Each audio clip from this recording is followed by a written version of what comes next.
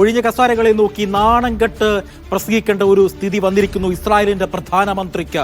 ആ നാണം കെട്ട് പ്രസംഗിക്കുന്ന സമയത്ത് പോലും ഭീഷണിയുടെ സ്വരം ഉയർത്തിക്കൊണ്ടാണ് നെതന്യാഹു പ്രസംഗിക്കുന്നത്. യുദ്ധം തുടരും, ഗസയിൽ യുദ്ധം അവസാനിക്കുന്നില്ല, അവിടെ തുടരുമെന്നുള്ള രീതിയിലുള്ള പ്രഖ്യാപനങ്ങൾ നടത്തുകയാണ്.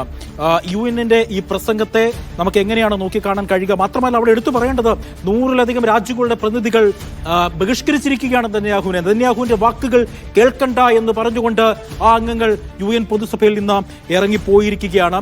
കൂകി വിളിച്ചുകൊണ്ടാണ് ഇറങ്ങിപ്പോയിരിക്കുന്നത്. നമുക്ക് എങ്ങനെയാണ് ഈ വാർത്തയൊന്ന് വിലയിരുത്താൻ കഴിയുക MCA?